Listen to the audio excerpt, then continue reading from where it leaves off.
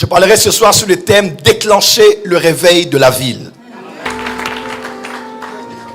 Qu'est-ce qu'une ville par définition? Une ville, qu'on appelle autrement un milieu urbain, est un milieu à la fois physique et humain où se concentre une population qui organise son espace en fonction du site et de son environnement, en fonction de ses besoins et de ses activités propres, et aussi de contingences, notamment socio-politiques. Amen. Et le monde dans lequel nous sommes, la planète Terre, la planète bleue,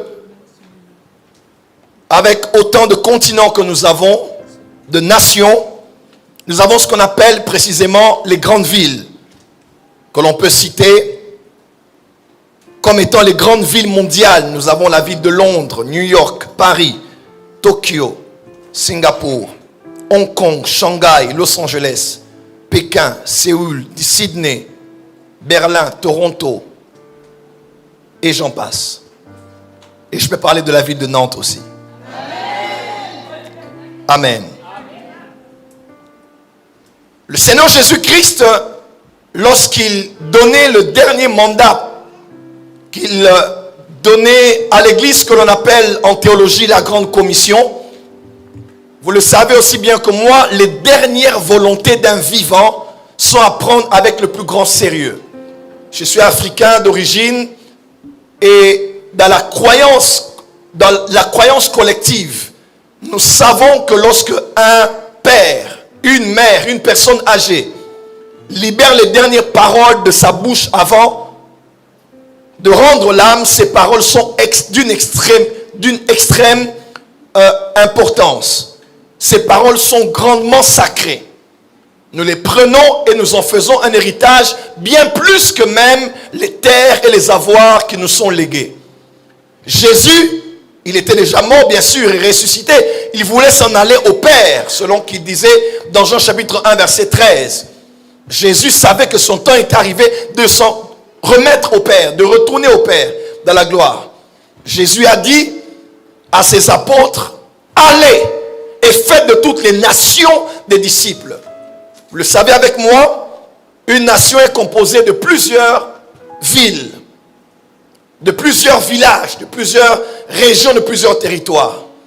Mais ce qu'on appelle notamment comme la capitale par exemple, ou certaines villes clés de la nation, sont des lieux où se retrouve de manière cristallisée une bonne partie de la culture que l'on trouve sur tout l'étendue de la nation.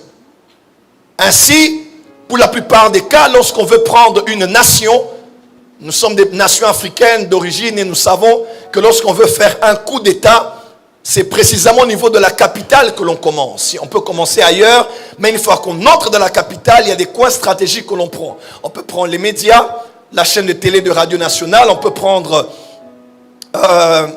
l'aéroport, bien sûr, pour bloquer les décollages et les atterrissages. On peut prendre les postes frontaliers comme le port et j'en passe. On peut prendre aussi les grands sièges d'institutions. Et on va vers la présidence. Lorsqu'on y arrive, le push est finalement consommé. Parce qu'on sait qu'une fois qu'on possède une ville, une grande ville, et précisément une capitale, on a possédé toute une nation. Parce que pour entrer dans la nation, il faut entrer par la ville. Parce que les villes sont précisément les portes, tant physiques que spirituelles, des nations. Jésus a dit ici, allez vers les nations. Qui croit que Dieu l'a envoyé vers les nations ici? Qui croit que Dieu l'a donné des nations ici? Qui croit que Dieu l'a appelé pour des nations ici? J'aimerais dire à quelqu'un sur ton amen que ce qui était local va devenir global dans ta vie. Ça peut être ton ministère, tes affaires, tes projets. Le temps est arrivé où tu quittes du local au global, du national au continental, du continental à l'intercontinental, à l'international. Dis amen bien que je te suive. Mais autant que Dieu t'envoie vers les nations, il faut savoir de manière stratégique et apostolique que pour toucher une nation, il faut toucher la capitale. Pour toucher une nation, il faut toucher les villes stratégiques de la nation. Et peut-être que vous ne réalisez pas, mais la Bible que vous avez en main parle autant de nations qu'elle parle des villes. Je répète, elle parle autant des nations qu'elle parle des villes. Dis avec moi, les villes. Encore les villes. Déjà, pour ceux qui ne le savent pas, Éden, on dit Dieu plaça un jardin dans Éden. Éden était comme une ville. En fait, Éden était la capitale de la terre. Il y avait un jardin à Éden et Dieu voulait que l'homme travaille pour que, en travaillant, le jardin puisse s'étendre et prendre toute la place de la terre. En passant par Éden, Dieu voulait toucher toute la terre. Mais il a placé l'homme là pour qu'en commençant par Éden, toute la terre soit aussi touchée. Quelqu'un est avec moi? Et lorsque Dieu a quitté Éden, la gloire a aussi quitté la terre. Parce que lorsque la ville est impactée, toute la nation peut aussi l'être. Est-ce que je peux avancer? Quand vous lisez Genèse et vous allez jusqu'à Apocalypse, vous allez voir précisément qu'il y a deux villes qui reviennent beaucoup. On parle des nations, oui, mais on parle de deux villes précisément. La première ville, c'est la ville de Babylone. Genèse chapitre 11. Où a même débuté ce qu'on appelle le premier gouvernement mondial. L'ordre mondial en premier a commencé à Babylone. Genèse chapitre 11, chapitre 10 à la fin, on parle d'un homme qui s'appelait Nimrod, le premier gouverneur urbaniste mondial qui a rêvé des Nations Unies de la Terre, mais qui aura son siège dans la ville qu'on appelle Babel, ou bien Babylone. Et Babylone, pour ceux qui ne le savent pas, Babylone ne veut pas seulement dire confusion, mais Babylone veut dire aussi porte des dieux. Je répète, porte des dieux. Parce que là, à Babel, qu'est-ce qu'il faisait? Dans la tour de Babel, il y avait plus de 6 millions de dieux que l'on adorait. Donc pour gouverner la terre entière, il fallait avoir le quartier général dans la ville qu'on appelait Babylone. Là, c'est Genèse 11, Genèse 14, et Abraham vient d'avoir une victoire, et lorsqu'il fait route, il rencontre quelqu'un qui s'appelait Melchisédek. Et cet homme était roi et prêtre à Salem. Salem, qu'on appelle aussi Shalom. Salem, Jérusalem, Yerushalayim, Yerushalom, qu'on appelle aussi Jérusalem. Donc vous voyez, dans Genèse, on parle de Babylone et on parle de Jérusalem. Dis avec moi Babylone et Jérusalem.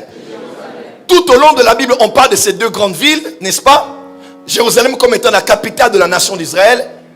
Babylone comme autrefois, aujourd'hui, l'actuel Irak, n'est-ce pas? N'est-ce pas? La Perse d'autrefois, l'actuel Iran, n'est-ce pas?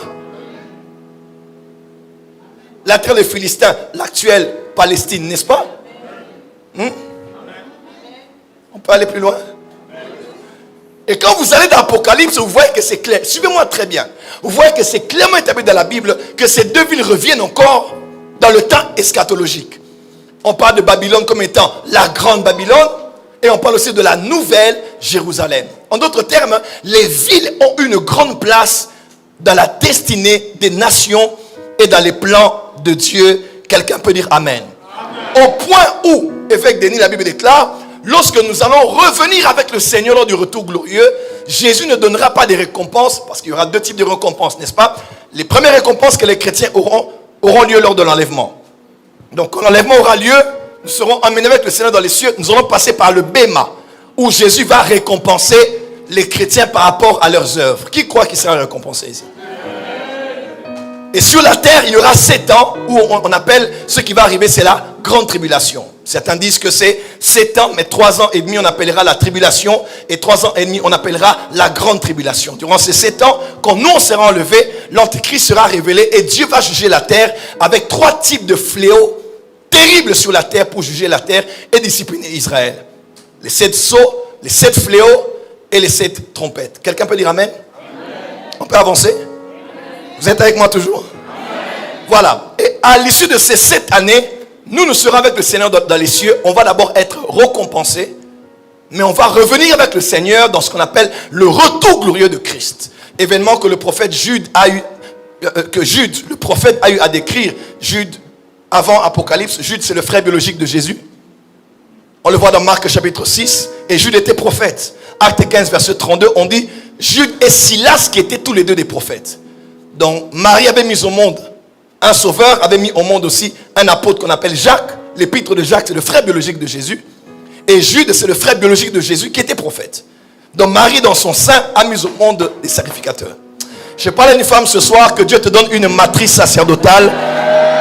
De ton sein sortiront de grands hommes de Dieu et les étoiles dans les nations. Dis amen très fort là où tu es. Et Jude dit, Enoch, 7e après Adam, avait prophétisé que le Seigneur allait revenir avec des myriades d'anges. Et il voyait déjà le retour glorieux de Christ qui aura lieu. Il est écrit, tout œil le verra, même ceux qui l'ont percé. Tous les Juifs vont voir Jésus quand il va revenir. Tout œil va voir Jésus. L'enlèvement sera invisible aux yeux des hommes, mais le retour glorieux sera visible aux yeux de tous. Qui attend le retour du Seigneur ici? Qui attend l'enlèvement ici? Non, on n'attend pas le retour glorieux. Non, on reviendra avec le Seigneur. Et quand Jésus apparaîtra, il détruira l'Antichrist par le souffle de son avènement. 2 Thessaloniciens 2 verset 8, n'est-ce pas? N'est-ce pas? Alors apparaîtra l'impie que le Seigneur va détruire par le souffle de son avènement. Et pour aller plus loin, il posera ses pieds sur la montagne des Oliviers et toute la terre le verra. Comment toute la terre allait voir le Seigneur si ce n'est pas par Internet?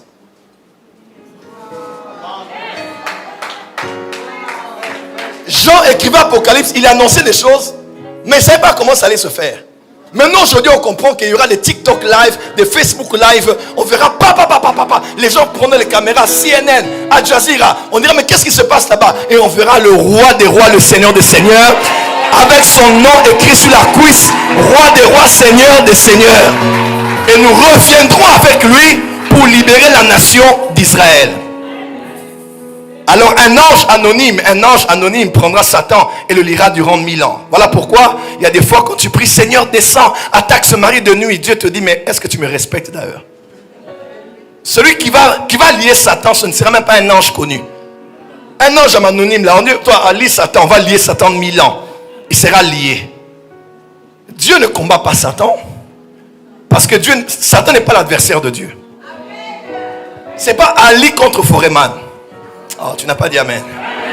C'est pas Marseille contre PSG. Est-ce qu'on peut avancer ici? C'est pas Jésus contre Satan. C'est Satan contre les chrétiens. La Bible déclare, votre adversaire le diable rôde comme. Il n'est pas l'adversaire de Dieu, il est l'adversaire des chrétiens. Et le seul endroit où tu peux le parler, c'est en retirant tes chaussures et en écrivant au bas de ta semelle, parce qu'il est écrit dans Luc 10 verset 19, je vous ai donné le pouvoir de marcher sur les serpents et les scorpions et sur toute la puissance de l'ennemi et rien. Est-ce que quelqu'un peut se lever et marcher?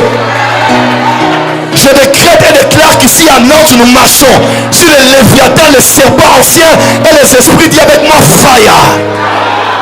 Assieds-toi s'il te plaît. Et Jésus donnera des récompenses sur la terre. Et ces récompenses seront lesquelles? Il donnera des villes. Là vous allez le voir dans les Écritures, n'est-ce pas? Dans Luc 19 verset 17. On peut lire? Luc 19 17.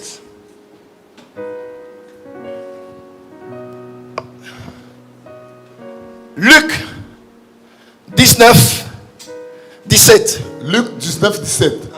Il lui dit, c'est bien, bon serviteur, parce que tu as été fidèle en peu de choses, reçois le gouvernement de 10 villes. Frère, il est temps d'être fidèle dans ce que Dieu te demande de faire. Si tu laves l'église, sois fidèle. Si tu fais le protocole, sois fidèle. Tu n'as peut-être pas encore une stabilité dans cette ville, mais j'aimerais te dire, tout ne se limite pas ici. Après l'enlèvement, après le retour glorieux, on reviendra ici et Jésus va distribuer des villes. Chacun au niveau de sa fidélité et du rendement de son travail, il aura des villes pendant 1000 ans. Moi, je serai à Los Angeles, je vais demander Beverly Hills, come on girl, come on man, come on baby, come on man. Dis amen très fort. Ah, on prendra Paris, les Champs-Élysées, tout ça, on prendra des belles villes du monde. Dis amen bien. Nous régnerons dans des villes ici. Hey! Dis à ton voisin, quelles sont les villes que tu as choisies? Comment? Cite le nom des villes. Papa a dit? Il a dit Bangui à cause du diamant. Dis à ton voisin, prends les villes, prends les villes, prends les villes, prends les villes. Dis à ton voisin, prends les villes, prends les villes, prends les villes. Donc Jésus a promis des récompenses dans les cieux, les couronnes, mais sur la terre quand nous allons régner, nous allons posséder des villes. Et moi je déclare que nous allons prendre Nantes. Nous prenons Nantes maintenant. Et après que Satan soit lié, nous allons bâtir le temple de Jésus ici à Nantes. La vie ne se limite pas dans cette vie. Il y a une autre vie qui va arriver où on reviendra à Nantes. Il n'y aura pas de francs menuisiers. Il n'y aura pas de homo ceci ou cela. Il y aura Jésus ici. L'adoration à l'agneau ici. Oh, dis Amen bien. Dis à ton voisin, déclenche le réveil de la ville. Matthieu 9:35. Jésus parcourait toutes les villes et tous les villages, enseignant dans les synagogues, prêchant la bonne nouvelle du royaume et guérissant toute maladie et toute infirmité. Jésus parcourait les villes. Jésus avait une évangélisation urbaine. Jésus avait une approche missiologique urbaine. Quand il allait dans une nation, déjà, quand il était dans sa nation, il ne voyait que les villes, mais aussi les villages. Jésus veut Nantes. Jésus veut encore être à Nantes. Il veut prêcher à Nantes. Il veut enseigner à Nantes. Il y a des malades à guérir à Nantes. Et il y a des démons à chasser à Nantes. Dis à ton voisin, nous allons chasser les démons de la ville de Nantes. Dis avec moi, power.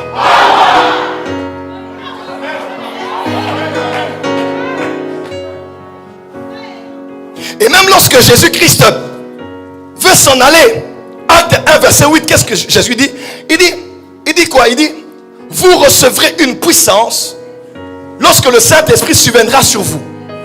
Et vous serez mes témoins. Regardez, l'onction de manière originale et originelle a été donnée pour quel espace? La puissance pour aller en partant de Jérusalem, après Judée, après Samarie, jusqu'aux extrémités de la... Quand Jésus les libérait la puissance dunamis, il voyait que cette puissance c'est pour être des témoins dans des villes, pas dans des nations. Donc Dieu peut te dire va dans les nations, mais pour toucher la nation il va t'amener dans les villes clés des nations. Il dit Jérusalem, après Judée, après Samarie. Là c'est Acte 1 verset 8. Mais si vous allez maintenant dans Acte 8 verset 1, vous allez voir que la persécution est venue. Ils ont quitté Jérusalem. Ils sont allés en Judée. Et Philippe est allé en Samarie. Et après, ils sont allés à Antioche. Acte 11. Et après, ils ont touché les nations. Et Paul était destiné à aller dans la ville de Rome. Dieu a un fardeau pour les villes. Quand tu es dans une nouvelle ville et tu descends à la gare, ne te dis pas juste ah voilà une ville de plus. Dis-toi voici un nouvel objectif de Jésus. Quand tu marches à Nantes, ne regarde pas juste les Nantois. Nantais, excusez-moi. Les Nantais, leur culture, leur manière de s'habiller, leur rythme de vie sociopolitique. Dis-toi, je suis ici parce que Jésus veut régner dans la ville de Nantes. Donc l'onction n'était pas donnée pour reçois, quelqu'un tombe. L'onction n'était pas donnée pour take it, fire. L'onction c'était pour entrer dans la ville, témoigner de Jésus dans la ville et mettre la ville sans dessus dessous. Dis avec moi amen bien. Et l'apôtre Paul reçoit l'apparition de Jésus dans Actes chapitre 8. Parce que dans Actes chapitre 7, il y a Étienne qui meurt. Quand Étienne meurt, Étienne regarde, il voit le Seigneur debout sur son trône. Moi je me demande pourquoi Jésus était debout sur son trône. Je crois que c'est parce qu'il voulait monter sur les ailes de chérubin. Et il voulait faire un atterrissage sur le chemin de Damas. Parce que lorsque Étienne mourait, Paul naissait. Le sang des martyrs est la semence de l'église. Quand Étienne mourait, dans Acte 26, il est écrit que Paul était là quand Étienne était, il était présent, il regardait la scène. Et quand il a regardé, il a vu, Étienne a vu Jésus debout. Mais il n'est pas là pour le sauver. Il dit, mon gars, toi, tu t'éteins. Mais celui qui est là, il va prendre un chemin. Et je dois prendre la direction avec les chérubins pour aller rencontrer cet homme. Lorsque Paul rencontre la lumière ténébreuse, le olam, la lumière qui rend aveugle, et qu'il tombe, il se relève et on lui dit, entre dans la ville. Je vais expliquer un mystère tout à l'heure. Entre dans la ville de Damas. N'est-ce pas? Parce qu'il y a quelqu'un qui est mon serviteur. Il s'appelle Ananias. Et quand il entre là-bas, acte 11 dit que acte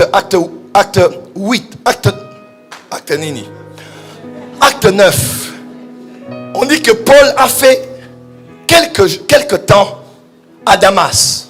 Quand vous lisez acte 11, Paul a fait une année dans la ville où il se trouvait, à Antioche.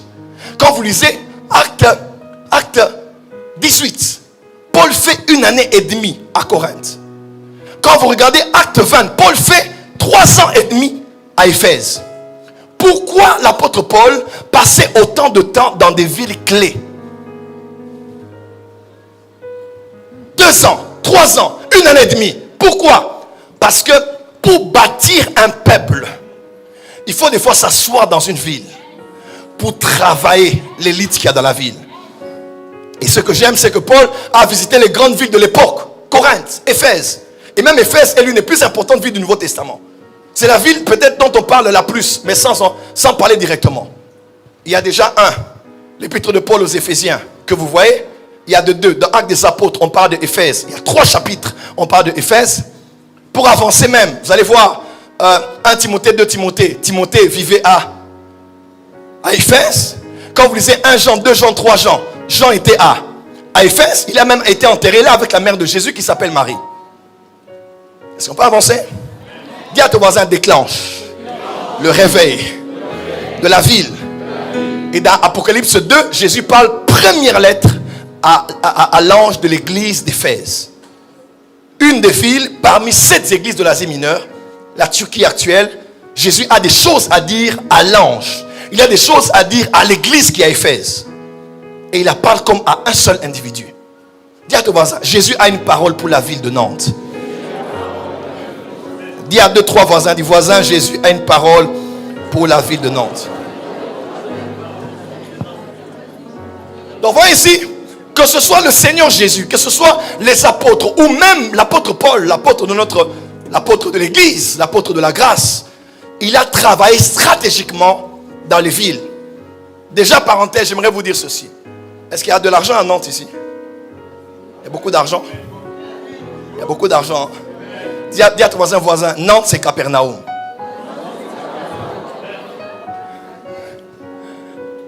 Vous savez, Israël était subdivisé en 2 grandes régions. Le royaume du nord, le royaume du sud. Le sud c'est Juda. Le nord c'est ce qu'on appelle Israël.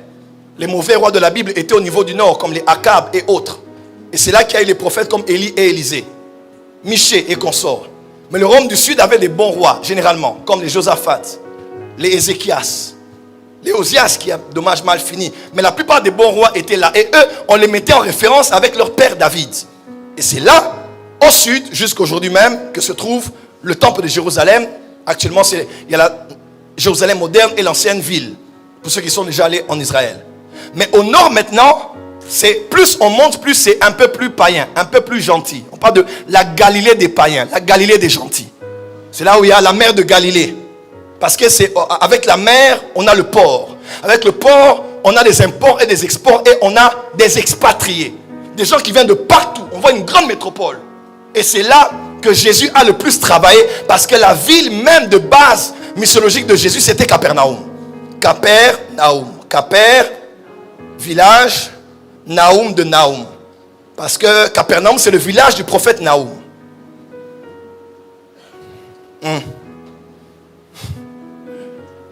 On peut avancer? On peut avancer? Dis à ton voisin, déclencher le réveil de la ville. Et Jésus a plus passé du temps au nord qu'au sud. Il est allé que quelques fois à Jérusalem au temple. Et c'est même là qu'il était mort. Il passait son temps dans des villes qui étaient au-dessus. Parce que ces villes-là étaient les villes qui s'étaient finalement ouverte à son message. Il a fait le plus grand lot de ses miracles au nord par rapport au sud. Quelqu'un peut dire amen bien? Amen. Quelqu'un peut dire amen bien? Amen. Quelqu'un peut dire amen bien? Amen. Donc quand tu lis les Écritures, tu vois que Dieu a une pensée claire pour les villes et Jésus a travaillé stratégiquement dans la dimension des villes. Alors, j'aimerais vous donner ici quelques principes clés qu'il faut pour prendre une ville. Donc, c'est un message apostolique et prophétique. Comment prendre une ville? Comment vivre un réveil dans la ville? Aïe. Déjà, que veut dire le réveil?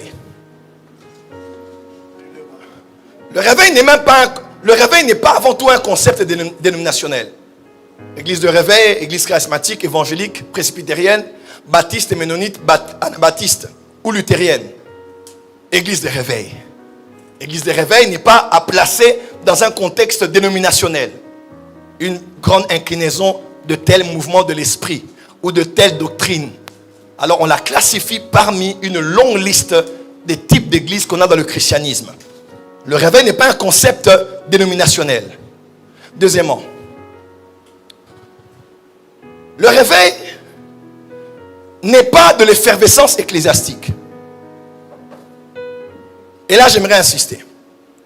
J'avais quelques migraines, j'ai pris un Doliprane ce matin. J'ai pris un Doliprane. Et quand tu le prends, produit effervescent, tu le mets. Je l'ai placé là. Je me suis retourné. On était rentré très tard. Hier, je m'étais beaucoup donné. On avait pleuré, tout ça. J'avais des migraines. Et j'ai entendu le bruit.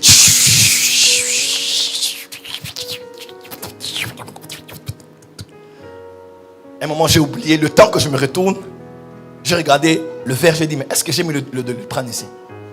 Parce qu'il n'y avait rien de différent. C'était exactement comme l'eau que j'avais laissée avant. Mais seulement, le médicament s'était dilué et était devenu autant incolore que l'eau dans laquelle il avait été versé.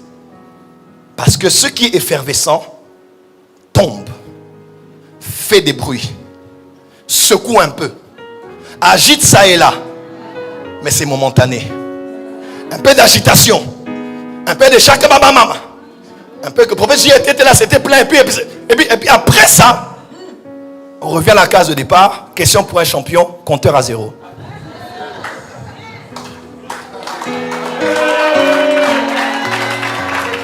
Ainsi, le réveil n'est pas une convention. Il peut commencer par une convention, mais ce n'est pas une convention. Le réveil peut commencer par une retraite, mais ce n'est pas une retraite. Ça peut commencer par un culte, par un rassemblement. Et je crois que cette réunion commence, pose les jalons d'un nouveau réveil. Est-ce que je parle à quelqu'un qui est ici, qui commence dans la ville de Nantes? Mais seulement, ce n'est pas quelque chose de passager ou de momentané. Prends tes mains, frotte tes mains, pose sur tes joues. C'est chaud, hein? Baisse les mains.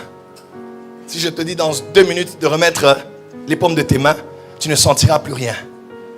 Je ne veux pas un christianisme où on est là que pour se réchauffer. On a chanté, on a prié, on était plein. Tel prophète est venu, c'était le feu. Tel autre a fait un programme, c'était le feu. Les programmes sont une bonne chose. Mais le but du réveil n'est pas le réveil. Le but du réveil, c'est l'éveil.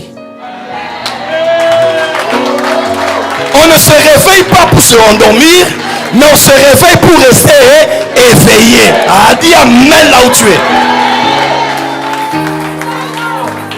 Le réveil, c'est aussi cette petite horloge à côté de toi qui est à 6 heures précisément dans ton téléphone. Moi, des fois, j'ai difficile à me réveiller. Là, tu vas voir le téléphone de maman là-bas sonne, surtout les iPhones. Ça m'énerve le bruit des iPhones. Les maudits à des iPhones. Que Dieu bénisse tous ceux qui sont dans la maison Samsung et tous ceux qui sont dans les vrais téléphones ici. Voilà. Ceux qui ont des vies compliquées utilisent toujours les iPhones. Ou ID ou iOS, c'est quoi là? Non, life is easy. Il ne faut pas compliquer les choses. Est-ce que je peux avancer ici? Est-ce que je peux avancer? Quand ça sonne là, c'est le réveil, comme n'est-ce pas, non? Quand le réveil sonne, ça ne va s'arrêter qu'au moment où tu vas te réveiller. Où tu vas l'arrêter. Frère, il est temps que nous devenions des alarmes. Tu fais tellement de bruit à Nantes. qu'à la fin, Nantes est obligée de se réveiller.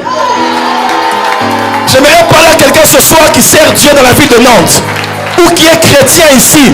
Il est temps de faire le bruit. Dis à ton voisin, il est temps de faire du bruit. Nous allons faire un bruit dans les actions, les campagnes, les retraites, les programmes, jusqu'à ce que le réveil sera déclenché. Renard Bonke a dit ceci: on ne bat pas le fer que quand il est chaud. Des fois, il faut battre le fer jusqu'à ce qu'il soit chaud. Oui, des fois, on ne bat pas le réveil jusqu'à ce qu'il soit chaud. Des fois, on ne bat pas le réveil tant qu'il est encore chaud. Mais on le bat des fois jusqu'à ce qu'il soit chaud. Des fois, on n'attend pas les opportunités, on les crée. Le réveil est à notre porte. Il est temps de l'activer. Il est temps de la déclencher. Ah, dis amen très fort. Dis à ton voisin. Déclencher le réveil de l'église de Nantes. Je dis de Nantes. Je dis de Nantes.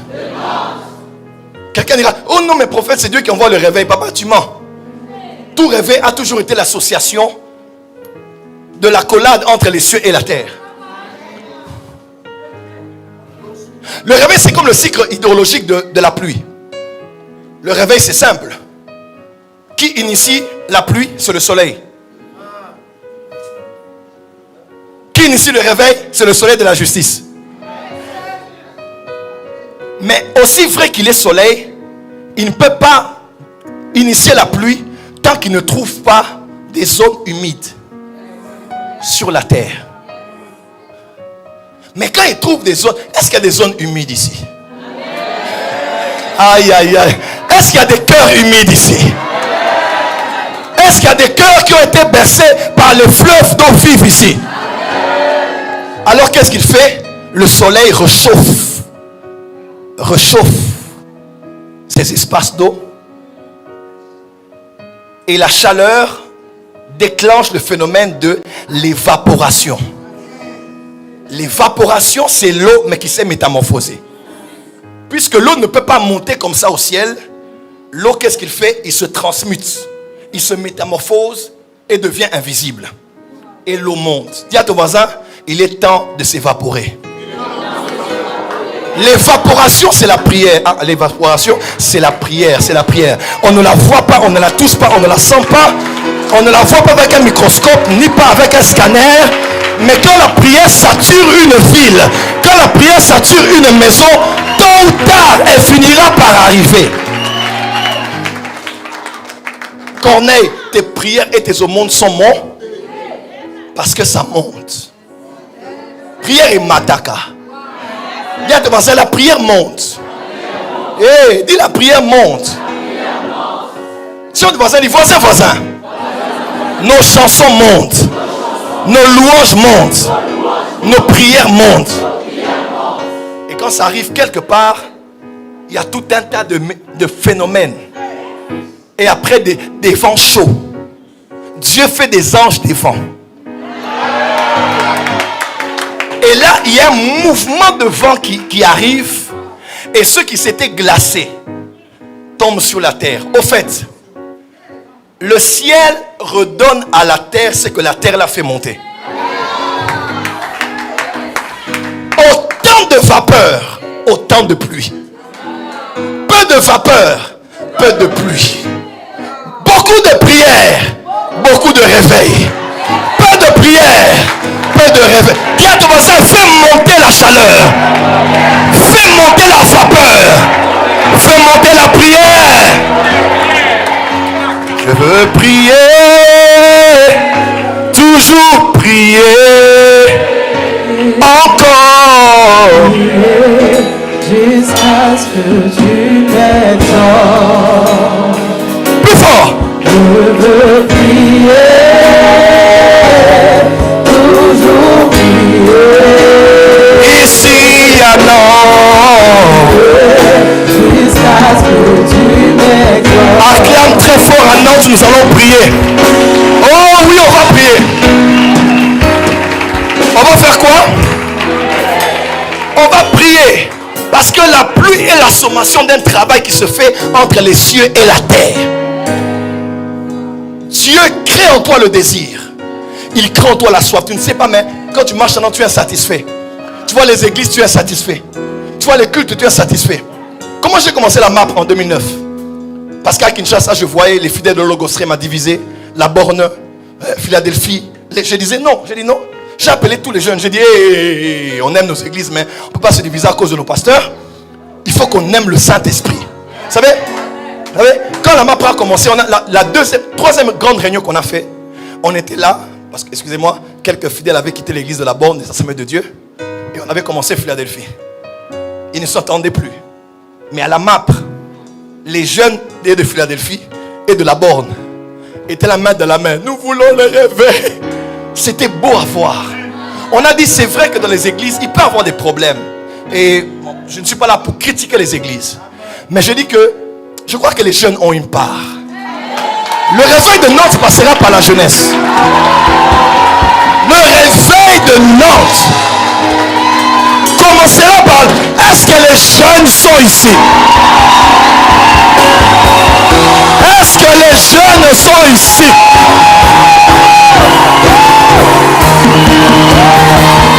Est-ce que des jeunes sont ici? Je ne sais pas. Ne méprisez pas la jeunesse. Le réveil de Nantes va commencer. Si tu es jeune, dis ah.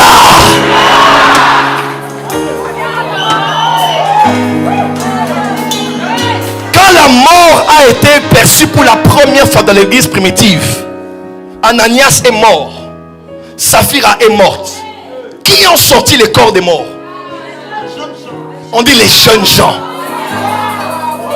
Lorsque la mort entre dans l'église, entre dans les pastorales, entre dans les systèmes ecclésiastiques, les jeunes se réveillent pour extirper la mort. Est-ce qu'un jeune peut dire fire? Je répandrai de mon esprit sur toute chair. Vos fils et vos filles prophétiseront. Vos jeunes gens auront des visions et vos vieillards des songes. Oui, je répandrai de mon esprit sur mes servantes et mes serviteurs. Et ils prophétisent. Dis avec moi, prophesy. Dis encore, prophesy. Celui qui est assis à la droite du Père, c'est un jeune de 33 ans.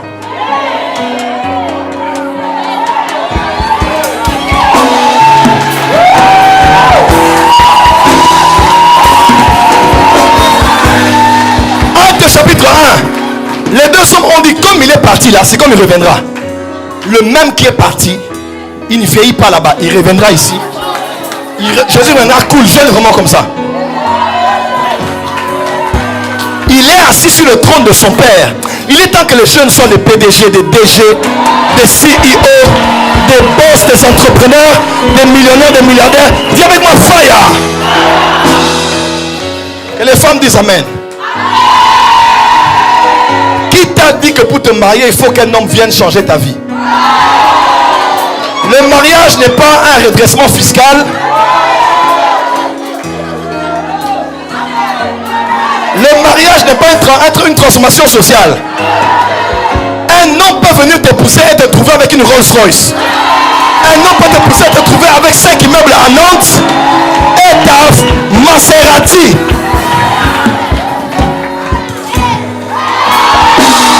Dis Amen que je te parle. Est-ce que les jeunes sont là? Être un jeune, c'est dans la tête. Ce n'est pas dans l'âge, c'est dans la... Allez, saute là où tu es comme un jeune. Alors, comment déclencher le réveil d'une ville? Il y a à peu près 10 principes que je peux vous donner. Je n'en donnerai que 3 ou 4. Peut-être 3.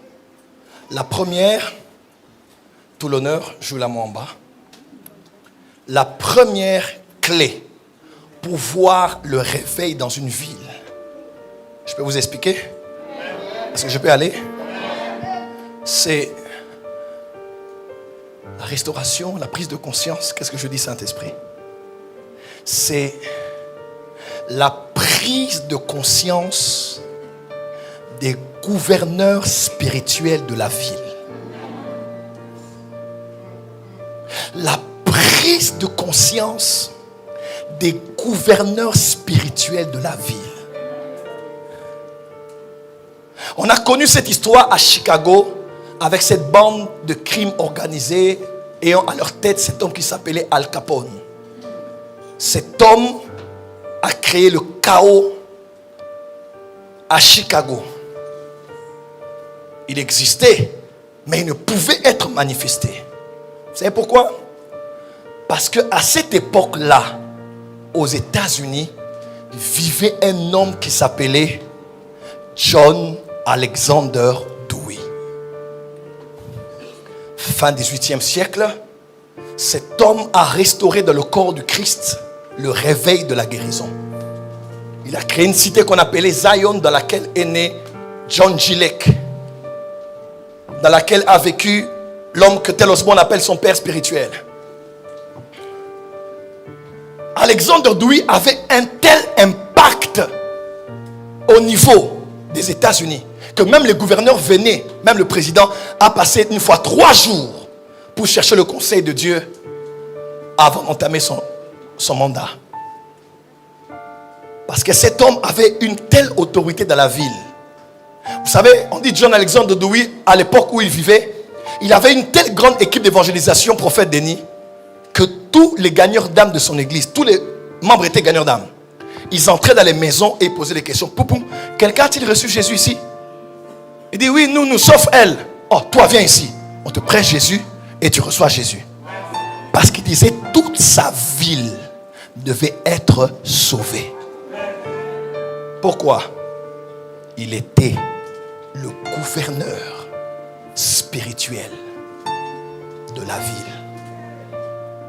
Il ne pouvait pas permettre qu'une seule âme aille en enfer là où sa juridiction était établie. Pourquoi des fois il y a de tout et de rien dans les villes? C'est parce que les gouverneurs spirituels ne comprennent pas l'impact de leur responsabilité. À la tête de Nantes, quelle est l'institution première? La mairie? Ici c'est quoi? C'est la préfecture. À la tête, qui est là? Le préfet veille à ce que nul dans sa ville ne soit hors système. Il ne permettra pas à un seul de venir ici et de faire tout ce qu'il veut, qui qu'il soit. Ainsi, il y a les renseignements, il y a la police et il y a toutes les sphères en action. Pourquoi? Parce qu'on doit garder le contrôle du lieu sur lequel on a été établi. Tout pasteur est pasteur, mais tout pasteur n'est pas gouverneur spirituel d'une ville.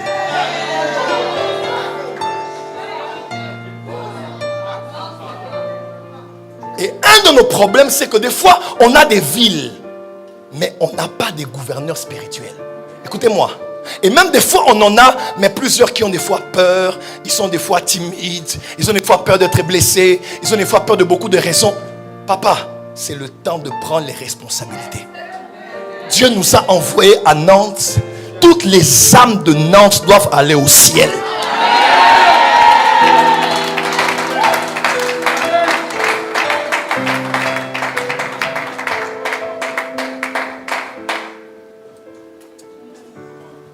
Paul dit à Éphèse, je suis à Éphèse 3 ans et demi, non? J'ai prêché tout le conseil de Dieu. Les gens prenaient des livres magiques, ils ont tout jeté. Et Éphèse était totalement bouleversé par le réveil. Vous savez ce qui s'est passé à la suite? Paul voulait partir et Paul a dit ceci: je sais que quand je quitterai Éphèse, plusieurs s'élèveront et plusieurs s'introduiront. En d'autres termes, tant que je suis à Éphèse, peu importe les intentions des cœurs, ils ne peuvent pas s'élever. Parce que moi, Paul, je suis là. Ils ne peuvent pas s'introduire. Pourquoi? Parce que je suis la muraille qui protège spirituellement la ville d'Éphèse.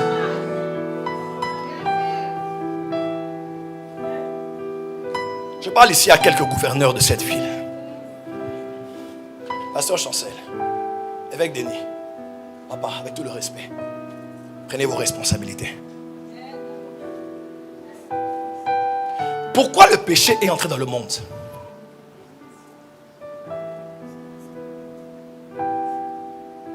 Question à 1001 réponses. Mais je vous amène une approche apostolique et prophétique de ce sujet. Comment le péché est entré dans le jardin d'Éden? Ce n'était pas le serpent. Ce n'était pas Ève. Ce n'était pas le fruit ou même pourrir la pomme. C'est parce que le gouverneur d'Éden, écoutez-moi, Dieu a dit, Dieu a dit à Adam, il dit, Adam, il a placé là pour cultiver et pour garder. Garder en hébreu, c'est le mot shamar. C'est le même mot dans Osée 12, verset 13 qui dit, par un prophète Israël est sorti de l'Égypte. Et par un prophète Israël a été shamar. L'Éternel te baraque, va te baraque et va te shamar. Il te bénira et il te gardera. Donc, Adam était un shamar appelé à veiller. Shamar veut dire faire le guet, être sentinelle, veiller à tous les niveaux, à ce sur quoi on a été établi. Quelqu'un me suit? Comment le serpent est-il entré? Il a fait n'importe quoi. Tu n'as pas compris. On dit quand l'homme est sorti du jardin, Dieu a mis deux êtres là pour qu'ils chamarrent la voie qui mène au fruit de l'arbre de vie. Ils avaient des épées et ils ont dit nul ne passera ici sans passer par nous. Pourquoi le péché est entré? Parce qu'Adam ne s'est pas comporté comme ces êtres angéliques. Tombé dans le love de la chair et de la chair, un serpent est entré, l'homme le plus spirituel de nous tous. Adam n'a pas vu le serpent et n'a pas vu Lucifer dans le serpent. Il a vu et il a laissé faire. Le mal grandit à Nantes parce que des chamards ont oublié leurs responsabilités. Il est temps que les gardiens de la ville sortent des épées et disent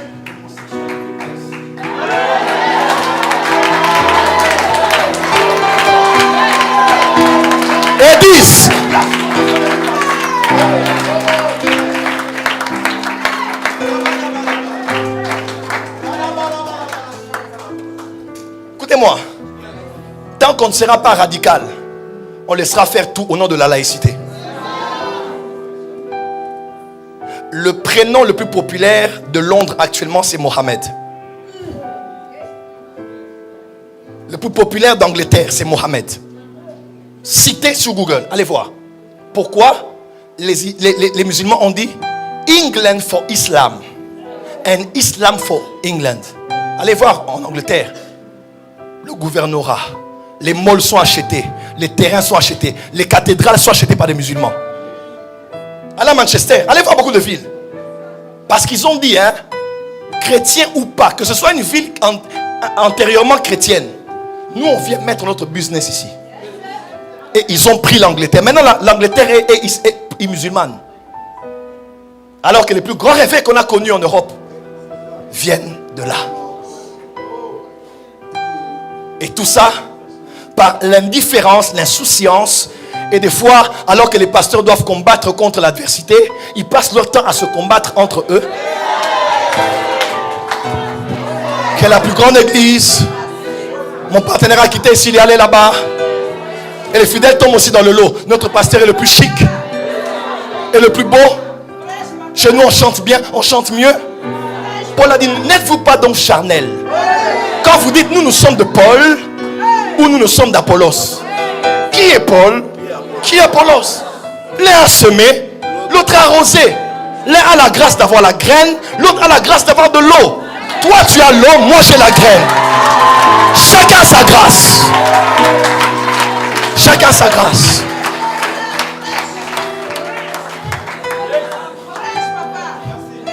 Chacun sa grâce.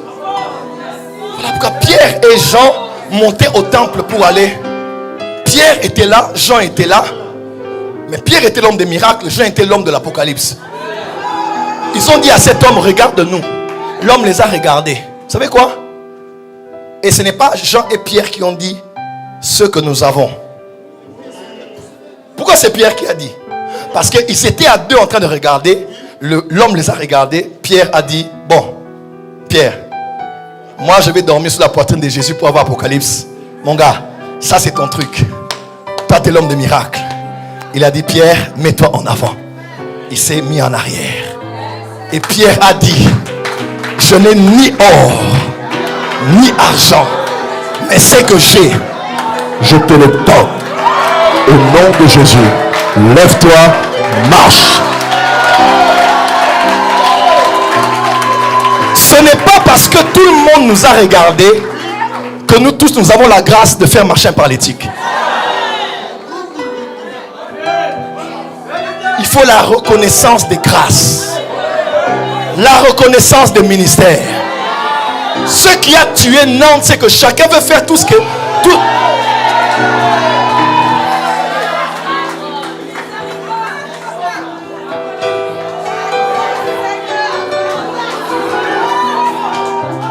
Bénissons le corps médical. Bénissons le corps médical. Quand on arrive chez celui qui fait la radio, après avoir fait, il dit, il faut maintenant aller chez le chirurgien. Ma place à moi, c'est de voir ce qu'il y a à l'intérieur. Mais il faut aller chez l'autre. L'autre va opérer. Et s'il ne peut pas, il est généraliste, il va envoyer chez un spécialiste. Est-ce qu'on peut se recommander encore? Moi, je prêche bien la doctrine, mais lui, il est fort dans les choses spirituelles. Il est fort dans les choses spirituelles, lui, il est fort pour équiper les entrepreneurs des églises. Lui, il a un ministère près des jeunes. Si on peut prendre toutes nos différences et les mettre ensemble, on sera une bombe. Attendez. Les États-Unis d'Amérique existent depuis 1776. Les États-Unis d'Amérique, venus d'Europe et d'ailleurs. États-Unis d'Amérique. Plus de 50 États ont survécu en plus de 220 ans d'existence. Ils se sont mis ensemble. Ils ont dit, on est un État, une langue, un Dieu et une monnaie. Tu peux leur donner d'être francs-maçons. Considérez un peu cela. C'était les francs-maçons dans ce cas. Prenez un peu cette hypothèse. Ils étaient les francs-maçons. Mais ils ont survécu. Après une réunion de 220 ans, ils sont toujours les États-Unis d'Amérique. Ils se sont tellement, excusez-moi le terme du haut de la chair, foutus de nos gueules, qu'ils ont créé des films pour nous montrer qu'ils étaient les plus forts. Portés disparus. Guerre de Vietnam. Rocky Balboa.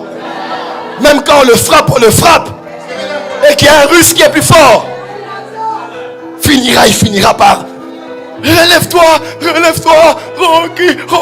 Et puis il se lève comme ça. Avec la culotte, le short en drapeau des États-Unis. Colonisation médiatique. Que dire des films? Quel film? Tous les films. Rambo. 24 heures chrono. Même s'il y a des policiers pourris, il y aura toujours un qui sera prêt à mourir pour la patrie. Jack Bauer.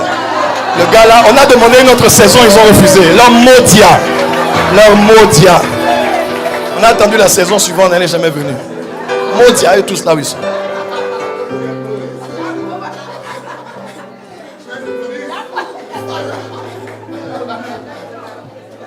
Avez-vous vu la réaction de Donald Trump lorsqu'il a vu la photo du président de la Corée du Nord, de la Russie et de la Chine? Il allait tweeter quelque chose de n'importe quoi. Pourquoi? Make America Great Again. Et quand ils disent que Dieu bénisse les États-Unis, que Dieu vous bénisse et bénisse les États-Unis. Sur toute leur maison, il y a des drapeaux des États-Unis à l'extérieur.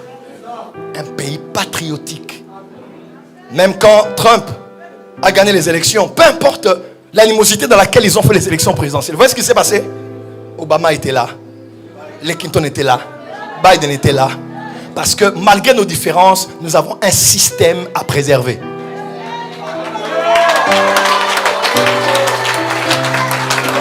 Plus de 200 ans d'existence, des francs-maçons, mais ils sont ensemble. 50 États ensemble pendant 200 ans. Est-ce que 50 pasteurs à Nantes peuvent survivre à 30 minutes de réunion?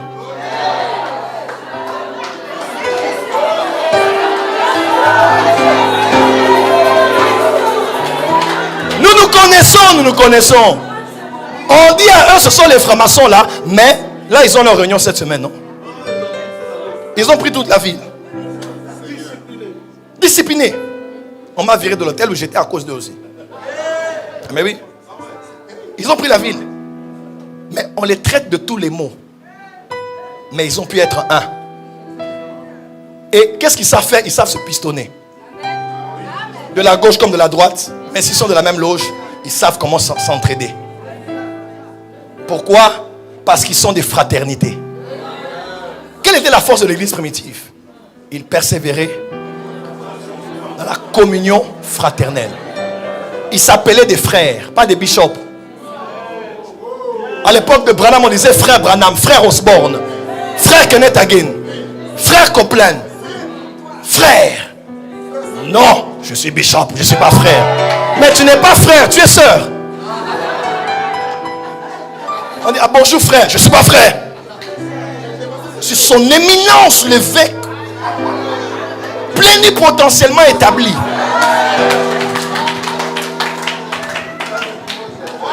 Ce n'est pas le titre qui fait le ministère. C'est le ministère qui fait le titre.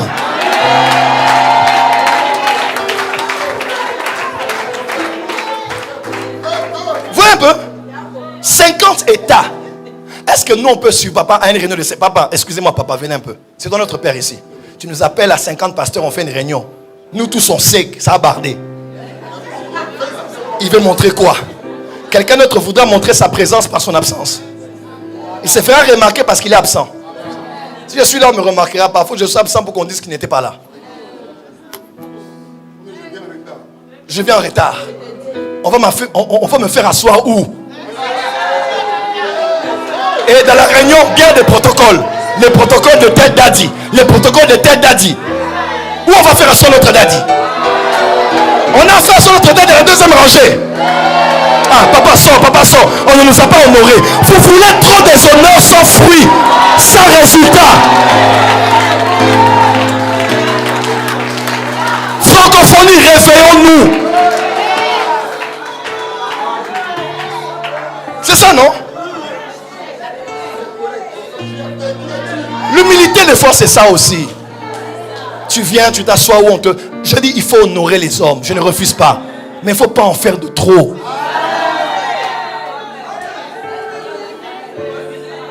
Il ne faut pas en faire de trop. L'orgueil n'est pas loin de ça.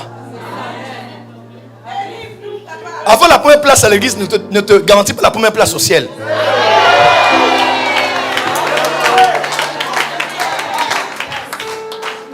Soyons humbles. Les hommes meurent. Non, les jeunes, regardez comment la jeunesse est. Les jeunes sont livrés à eux-mêmes. 50 États ont survécu à plus de 220 ans.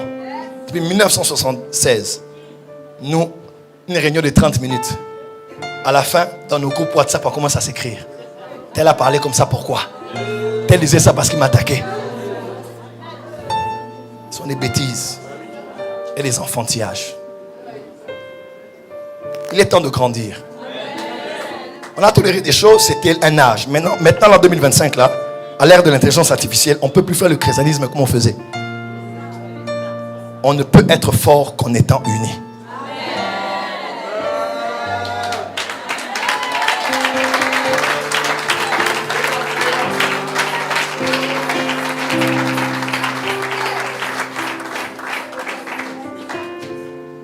Jésus a dit, lorsque vous priez, dites, excusez-moi papa, lorsque vous priez, dites, notre Père. La prière de notre Père n'a pas été donnée pour être priée seule.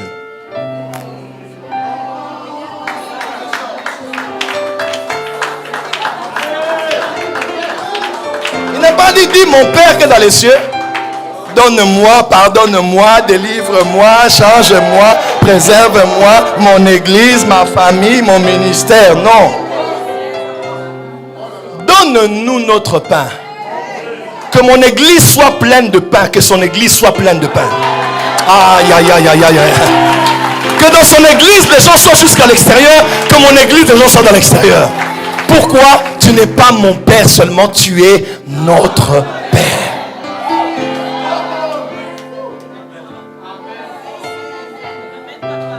Mais pardonne pas que moi, pardonne lui aussi.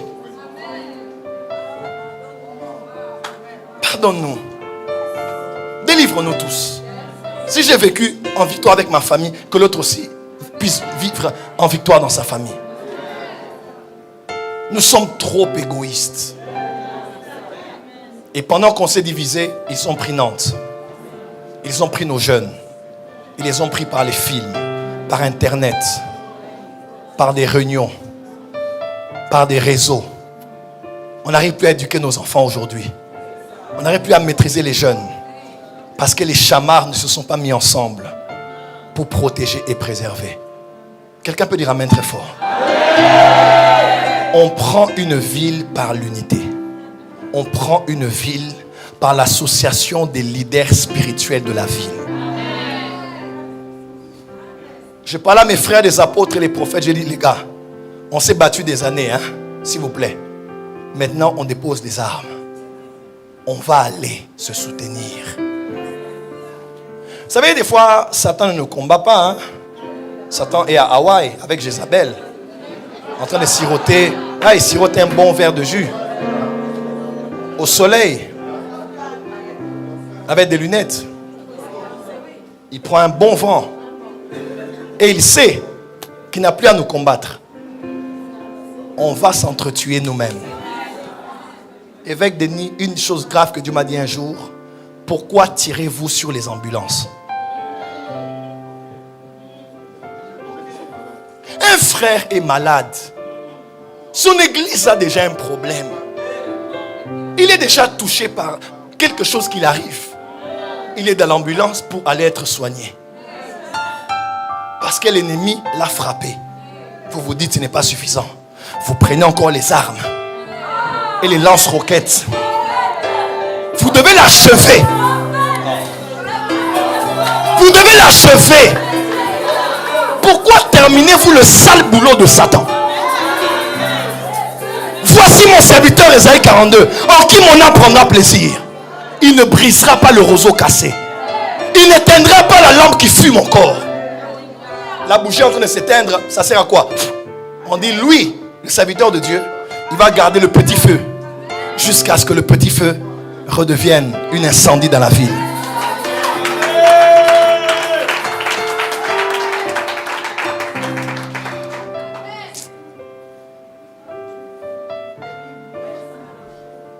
Ici, il n'y a pas que les fidèles de McVie. ICC est là, Vase d'honneur est là, Nantes pour Christ est là, CCM, G est là, CEPAN est là. CEPAN, CCMG, Nantes pour Christ, Vase d'honneur, ICC, McVie, et Téchora. Et s'il vous plaît,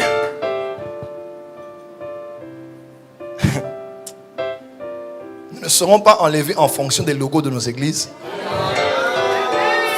des papiers en tête de nos églises. Jésus viendra prendre son épouse et ils font partie de plusieurs églises.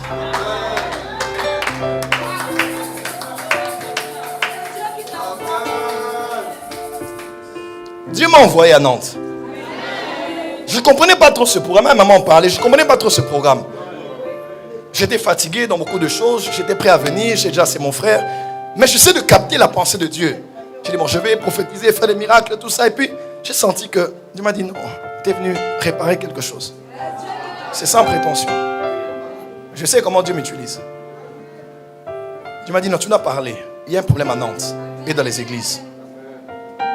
Il y a un souci qui naît. Il y a quelque chose qui est en gestation. Mais il faut qu'on mette du kérosène sur le feu. Et je suis venu avec des fûts et des fûts de kérosène pour ajouter au feu qui est déjà allumé. S'il faut parler, ça va être long, je vais terminer ici. Veuillez vous asseoir s'il vous plaît. Je vais terminer ici. Un des grands problèmes dont on doit tenir compte, écoutez-moi avec la plus grande importance. Chaque ville a ses esprits territoriaux. La plupart des choses qui vous arrivent là, ce n'est pas forcément vous. Tu as été à l'église, tu as fait un bon culte, mais tu prends la route, tu veux rentrer à la maison, tu voulais prier à la maison, mais à peine arrivé à la maison, l'envie de prier est partie et tu dors comme ça avec ta femme et les enfants. Toute la semaine, tout le mois, et tu ne comprends pas pourquoi. Ce n'est pas forcément toi. À vrai dire, ce sont les cieux de la ville qui sont saturés. Ce sont les esprits territoriaux de la ville. Et vous le savez mieux que moi, Nantes est au bord de l'océan Atlantique. Et la Loire est le fleuve le plus long de la France. Donc, Nantes est contrôlée par les eaux. Depuis l'époque de l'esclavagisme jusqu'à ce jour, les eaux dominent. Là où j'étais à l'hôtel, j'ai vu l'image de Poséidon avec son trident. J'ai vu ça tout à l'heure en passant. J'ai regardé, j'ai souri. J'ai dit, je sais là où je suis ici. Une atmosphère bizarre. C'est à cause de ça qu'on ne peut pas faire la vie chrétienne comme tout le monde le fait. Comme tout le monde l'a fait. Il faut la faire avec la conscience que nous sommes sur une terre qui est déjà possédée. Et on ne peut pas pénétrer les gens sans pour autant déchirer les cieux. Parce que l'état de ton ciel détermine l'état de ta terre. L'état de ta mer détermine l'état de ta terre. Et le problème de Nantes, ce sont les cieux. Pourquoi la prière doit monter? Parce que autant elle monte, elle peut déchirer les cieux. Parce que les prières peuvent être bloquées. Quelqu'un dit non, c'est à l'époque de Daniel, l'Ancien Testament. Frère, quand l'ange a dit à Corneille, les prières sont montées. C'était dans Daniel? Les prières montent. Dieu est en nous, c'est vrai. Il est à côté de nous, c'est vrai. Mais quand on prie, notre Père qui est dans les... Parce que la prière est un concept qui monte. Ça arrive quelque part là. Dis à ton voisin, la prière monte. Tout l'honneur. La prière, dis à ton voisin, la prière monte. Et la prière peut être bloquée. Prophète Denis, il y a tellement de prophètes à Nantes. Il y a tellement de prophétesses à Nantes. Mais Nantes et Jérusalem, elle est la ville qui tue ses propres prophètes. Vous aimez le nouveau. Vous aimez le sensationnel. Mais une fois que ça dure un peu avec vous, vous devenez familier et vous tuez cela.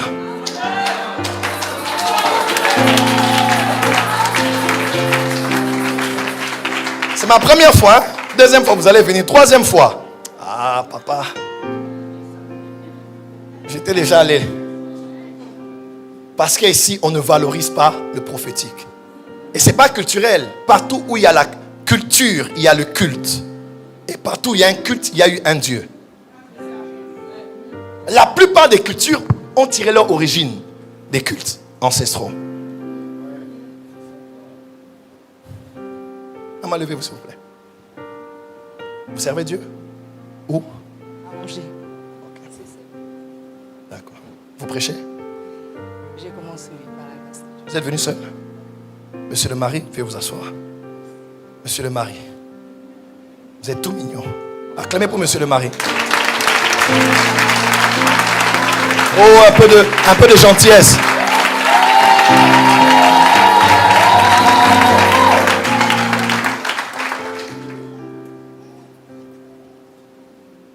On amène à Jésus un homme qui était sourd et qui était muet. afin que Jésus puisse le guérir.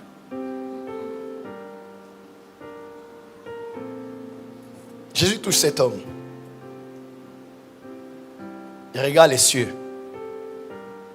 et il dit Ephata. Jésus n'a pas regardé à la bonne direction. Pose tes yeux sur les oreilles et sur la bouche, puisque c'est là où il y a la fermeture. Jésus dit non. Il ne peut entendre ni parler. Pas parce que c'est verrouillé dans la bouche et aux oreilles, mais parce que les cieux sont fermés. Et il a dit Fata. À l'instant, la bouche a été déliée, les oreilles ont été ouvertes. Nous avons beaucoup de personnes capables d'entendre Dieu et de prophétiser. Mais ils sont verrouillés. La simple raison, les cieux sont fermés. Là où il y a la mer, c'est là où il y a la mort. Je reviendrai l'année prochaine, je parlerai à l'église ici. Est-ce que vous savez qu'il y a des portes dans la mer? Est-ce que vous savez qu'il y a des portes dans la mer? Est-ce que vous savez qu'il y a des êtres qui ne sont pas des humains qui sont à Nantes? Est-ce que vous savez qu'il y a des femmes qui ne sont pas humaines mais qui sont à Nantes? Nantes est un sanctuaire quadrillé dans son urbanisation, bien aligné par des lignes laies, avec au centre des centres énergétiques pour contrôler toute la ville. Voilà pourquoi il est temps que l'église entre dans le combat spirituel. Pas les petits combats qu'on fait, je crie, chante, non. Un combat spirituel dirigé par un conseil apostolique et prophétique. On se met ensemble, on jeûne, on prie, on consulte Dieu. Dieu nous donne des stratégies, comment prier, l'heure à laquelle prier, où prier et comment réévangéliser la ville.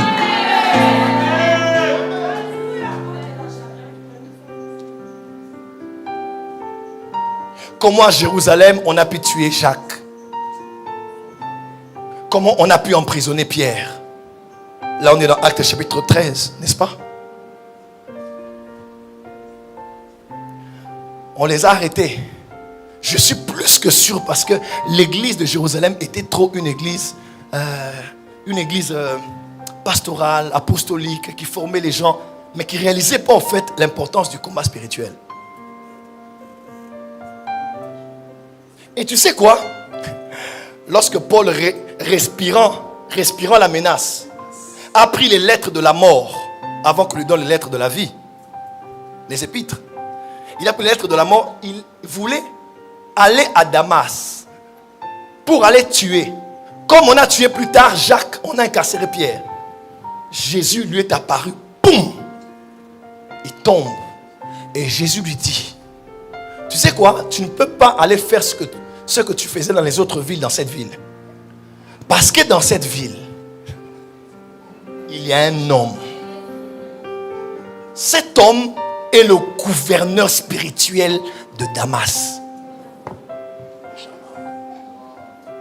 Il dit cet homme-là, parce qu'il est dans cette ville, tu ne pourras pas détruire dans cette ville comme tu as détruit là-bas.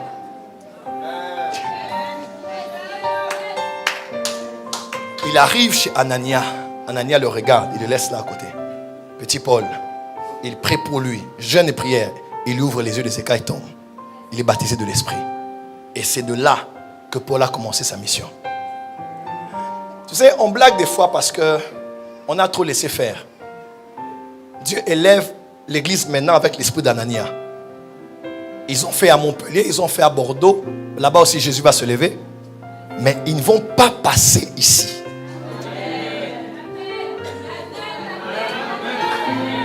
Ça me rappelle la bonne vieille saga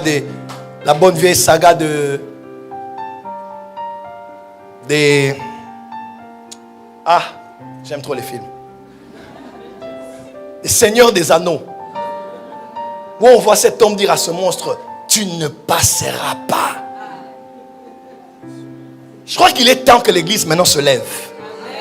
Et je suis venu comme ce réveil pour vous rêver et vous dire, Il est temps de prendre vos responsabilités, de vous rassembler une fois pour toutes. Tout ce que vous avez déjà eu en pensée là, c'est le temps d'appliquer.